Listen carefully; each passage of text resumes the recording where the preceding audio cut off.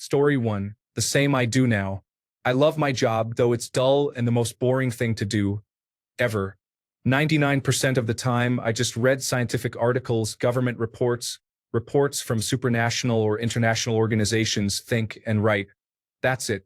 The thing is, I get such a broad perspective on so many topics and I get to know so many organizations, projects, and processes that it sometimes breaks my mind a little. I work in marine and coastal zone management. Story 2. I think it would be fun to be a tour guide. I like learning and sharing random trivia, and it would be a low-pressure job that keeps me active. Maybe I could mix it up from time to time, learn about other cities, and guide in those places. So, travel opportunities. Story 3. Used book cafe owner. I would hire people to make coffee, tea, and other beverages. Set up chessboards and host book discussions. I would try to get interesting people to give talks, not only about books, but about anything that is interesting. I would love to spend my days buying and selling used books and talking with people who love reading. Story 4. Musician or game developer.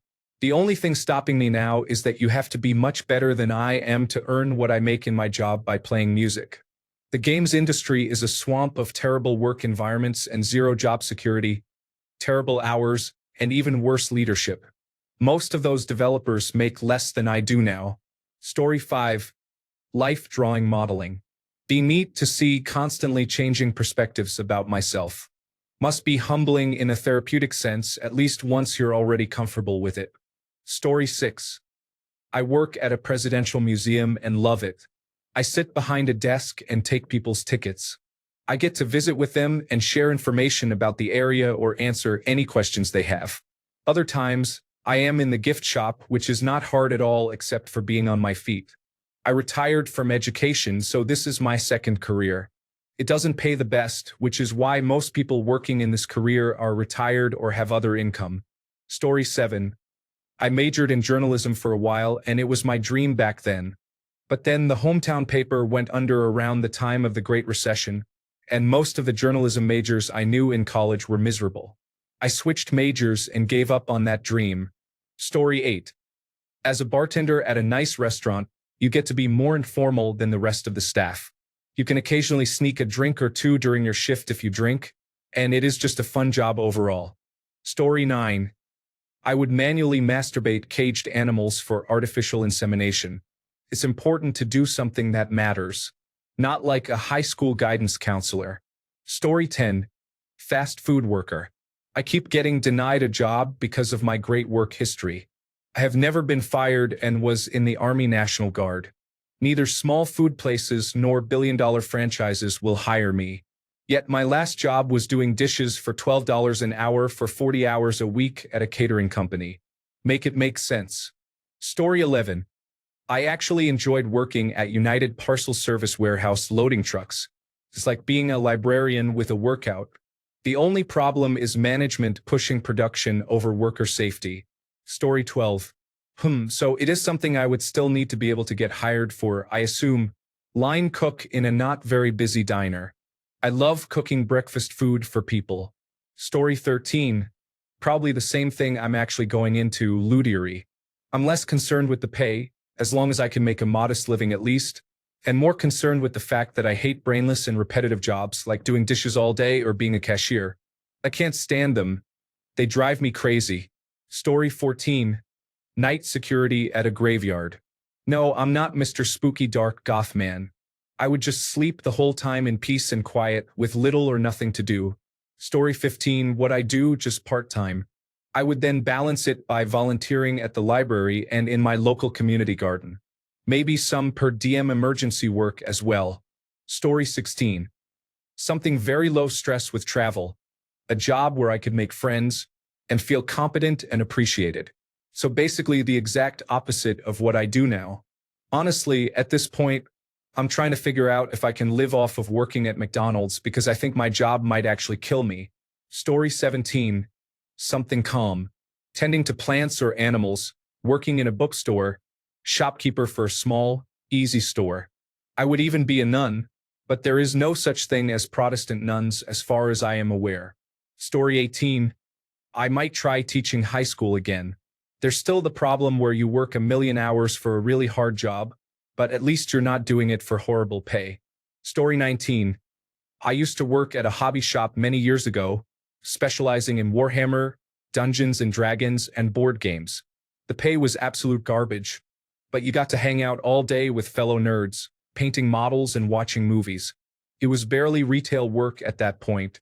We used to stay open for hours past closing time, just hanging out and playing games, and you met people from all walks of life who all had wargaming in common. If pay weren't an issue, I'd go back to that in a heartbeat. Story 20. One of my first jobs was at a cotton gin. I was given a truck and told to drive back and forth in an open lot chasing crows off the bales of cotton. I used to smoke back then, so I literally just drove around all day smoking and listening to music. The lot was maybe a whole city block, and I was the only one around besides the crows and cotton. I'd be on my phone and just cruise. Story 21. I want to be the old man at the counter of an independent auto shop or parts store. I want a gray button-up with my name tag stitched in red cursive lettering. I want to shuffle to the back to find a set of brake pads for a kid modifying his first car. I want to encourage someone that they can do an oil change at home and to just bring back the old oil and I'll pour it in the back. I want to show up at 9 a.m. and leave at 4 p.m. to go home and see my wife and dog. And then I can call in Saturday morning and not feel bad about it. That is my dream. Story 22. This is the kind of question that desperately needs a serious tag. And I have to say, if I'm a legislator considering universal basic income, it is not encouraging to hear that the vast majority of you would do nothing and rely on others. I get it, really I do, but people need purpose. The better way to phrase this question would have been, what would you contribute to society if all work was rewarded at the same rate? The best question is how to reorganize a productive and functional society in a world where artificial intelligence and automation can do the vast majority of work, potentially all of it with time. These technologies are progressing at an exponential rate and will continue to do so. Thinking about how far we've come in just the last 5 years should make it clear that anyone saying it can't take my job will almost certainly be proven incorrect within the next generation. Combine that with a rapidly failing public education system, the number of strict policies on the way with this extreme right government, and the crumbling infrastructure holding it all together, it's a massive understatement to say we are not prepared for this. Anyway, personally, I would be a journalist so I could meet lots of people, talk about events local and abroad, and highlight the humanity and life I see around me. As it is, I'm not interested, as journalism has been taken over by corporate and private equity interests and is used either as propaganda or weaponized to divide the citizenry. But in an egalitarian system, there would be great value and joy in such a role. Story 23. I would create my own company and make a role for myself. That job would involve being in charge of sleeping in my bed. It's a salary job, so as long as the job gets done, it doesn't matter when it's done. Story 24. Performance artist. My performance would be sleeping in a lot, going for walks when it's sunny, holding hands with friends, hugs, eating nice things, dressing pretty, etc. Story 25-1. Porn producer. Note that a world where everyone gets paid the same takes a lot of the ethical issues away. Jeep restoration. I am the most basic of middle-aged white men. Story 26. I always wanted to design replacement body parts. One of my legs has a vascular malformation and has caused pain since I was a baby. I've always worried that I would lose it one day and need a prosthetic leg. I ended up designing chemical plants. Story 27. I would honestly love to do social work and help needy people, preferably help families with sick children. I never finished college, but I never realized that was even a possibility until one of my kids got cancer. They helped us out immensely with all sorts of things. Story 28. I'd likely wash dishes in a restaurant. Many years ago, I was a manager in a large restaurant and I had to learn every position in the store. I was surprised by how much I enjoyed just washing dishes. It appeals to my sense of organization and process. Story 29. Janitor or professional organizer. My obsessive-compulsive disorder, autism, and attention deficit/hyperactivity disorder mean I like doing physical tasks like cleaning and organizing because of how instant and clear the results of them are, and I don't really like dealing with people. If I were able to easily make enough to live off of it, I'd happily skip out on college or any higher calling. although zookeeper or any other animal-related field works too. Same reasons, the only reason why it's secondary is that you have to do a lot more work and deal with a lot more people doing those. Story 30. I would love to be a butcher. I love anatomy, and the thought of being so essential to the food production process really delights me. The technical skill and commitment to quality really appeal to me. Unfortunately, it does not pay very well in most countries unless you own your own shop. Story 31. I cannot believe the lack of heavy equipment operators here. All alone doing a mundane task. Maybe you have not operated any heavy equipment? It is very satisfying. Story 32. I would do what I do now, but without a boss. I provide people with information to help them better themselves and help problem solve. It's really fun, and I think it utilizes the best of my abilities. Story 33. I would run a dog sanctuary. I would love that, well, most of it, and I would get to work with the best things on earth and outdoors. I would love that if I could make a living at it. Story 34. I'd be a tour guide.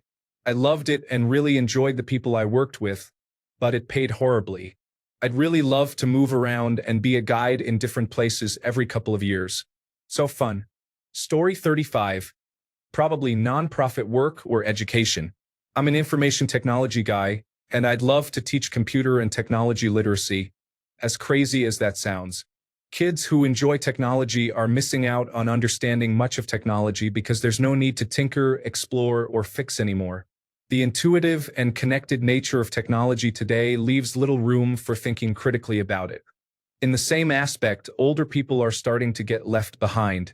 Having never grasped core concepts of technology or having forgotten, they're struggling to exist in a world of online bills, video calls, booking appointments online, and avoiding scams that might cost them their life savings. I feel like if I could live comfortably, that's how I could best contribute. Story 36. I sell cowboy boots and Western clothing, and if my fellow people need assistance, I'm here to help. I make a good living, 6 figures, in a medium cost of living area, and I had always wanted to try sales. I applied as holiday help at one of my favorite Western stores, a weekend cowboy type of place. They asked what I wanted to do, and I told them I wanted to sell boots and talk to customers. It was one of the most enjoyable jobs I've had.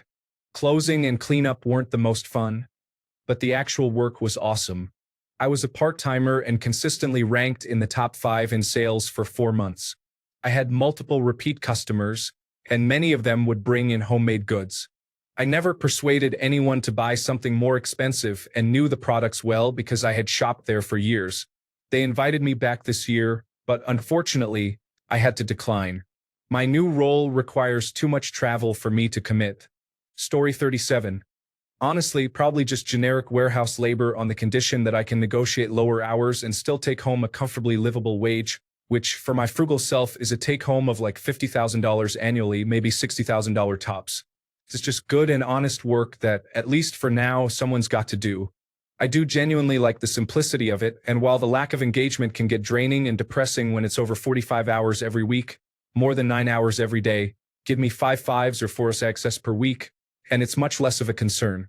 Especially the smaller ones where you can spend the day with an earbud in, listening to music, audiobooks, or podcasts while just hammering away at menial labor. Of course, I do have interests that could lend themselves to certain careers, and I am pursuing them because as it stands, it's my only real shot at that livable wage. But ideally, I'd rather just leave them as hobbies and interests, rather than risking having my enjoyment of them ruined. Story 38. A lot of people would probably go into retail, stocking shelves or something, if it paid the same as a doctor. No stress. Easy. Finish the day and go home. Story 39. The working class just wants to have a home and raise a family. The middle class works hard enough to own a home and raise a family but is barely making it by. And the upper class or ruling class does not have these worries and only wants more power and wealth. Story 40. A paraprofessional or a behavioral children's case manager. There was no health insurance provided due to limited hours implemented by the school district. As a behavioral children's case manager, I had to travel to various locations that were too far apart and still struggled to receive proper payment and benefits. Yet, I loved those jobs and every student and client was my favorite. I loved working with students that others didn't believe in or struggled with. I had to leave because the pay just wasn't enough.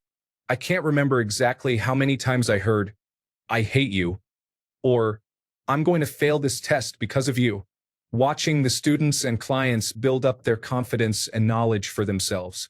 To watch them graduate from services was a win for them. It was a little win for me too. Knowledge and confidence are power. Money is, well, we all can't be rich. Story 41. Sack groceries. I did it in high school. It was a ton of fun. I got to talk to people all day, and there were several semi-retired guys that worked with us, so I know I could do it for a long time. Story 42. To pick something realistic that would still be needed, data entry and spreadsheet wizardry. No talking to people, just making spreadsheets and filling them with the data needed for the people who actually make the decisions. Technology enthusiasts are trying to make artificial intelligence or text recognition software work it, but it's not perfect, it never is. I know because my company's internal information technology department has been trying for about 7 years now, so either they're really bad at their jobs, plausible, or the technology will never be perfected due to digital copies of information being unavailable, scans of that information being blurred, and graphic designers deciding the format of the information needs to change for basically no reason. So the job will always be needed. And being able to create a useful spreadsheet capable of giving whatever data the user needs just feels nice to my autistic brain.